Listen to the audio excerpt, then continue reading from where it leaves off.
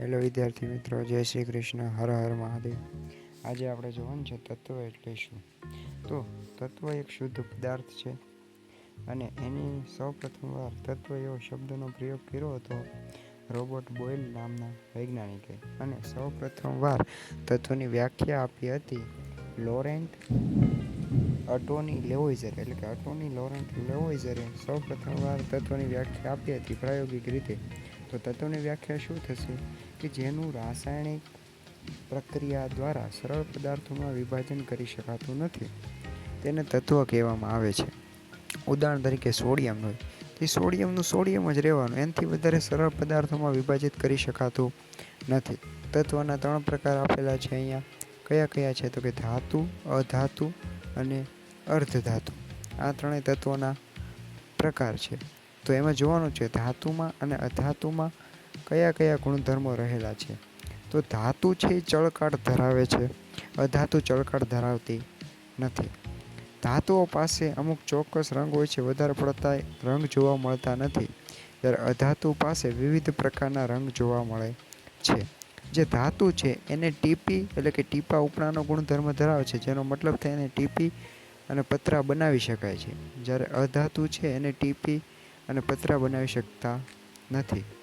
ધાતુ છે એને તણાવ ક્ષમતા ધરાવે છે, એટલે કે એના તણાવ દ્વારા એમાંથી તાર બનાવી શકાય. ઉદાહરણ તરીકે કોપર છે.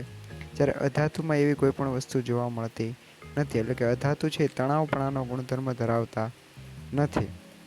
ત્યારબાદ છે કે ધાતુઓ છે એ રણકાર ઉત્પન્ન કરે છે. તો એની ઉપર તમે પ્રહાર કરો તો એ અવાજ ઉત્પન્ન કરશે. જ્યારે અધાતુ પર પ્રહાર કરો તો ક્યાં તો એ તૂટી જશે અથવા તો કોઈ પણ પ્રકારનો રણકાર ઉત્પન્ન કરતું નથી. તો આ અને એક મોસ્ટ આઈએમપી ગુણધર્મ હોય તો ધાતુ છે ઉષ્મા અને વિદ્યુતના સુવાહક છે. અધાતુ છે એ ના તો ઉષ્માના વાહક છે ના તો વિદ્યુતના. ઉદાહરણ આપેલા છે તત્વોના. સોનું છે જેને ગોલ્ડ કહેવામાં આવે છે, સિલ્વર એટલે કે ચાંદી છે, આયર્ન લોખંડ છે, સોડિયમ છે, આ બધા ધાતુઓના ઉદાહરણ છે. જ્યારે અધાતુના ઉદાહરણ શું આપેલા છે? કાર્બન, ઓક્સિજન, હાઇડ્રોજન, આ બધા અધાતુના ઉદાહરણ છે. પછી જે ધાતુના પણ ગુણધર્મ ધરાવે અને અધાતુના પણ ગુણધર્મ ધરાવે એને અર્ધધાતુ કહેવામાં આવે છે. ઉદાહરણ તરીકે આપેલા છે જર્મેનિયમ છે, સિલિકોન છે અને બોરોન. આ બંને અર્ધધાતુઓ છે. હવે ટોટલ આપણા આવર્ત કોષ્ટકમાં 100થી વધારે તત્વો જોવા મળે છે, જેમાં 92 તત્વો કુદરતી રીતે મળી આવે છે અને 11 તત્વો વાયુ સ્વરૂપે છે. એટલે કે આપણા વાતાવરણમાં વાયુ સ્વરૂપે કેટલા તત્વો જોવા મળે છે? 11. જેમ કે ઓક્સિજન છે, હાઇડ્રોજન છે, આ બધા તત્વો છે, એમ ટોટલ 11 તત્વો વાયુ સ્વરૂપે જોવા મળે છે. પછી 2 તત્વો પ્રવાહી સ્વરૂપે જોવા મળે છે, બ્રોમિન અને મર્ક્યુરી.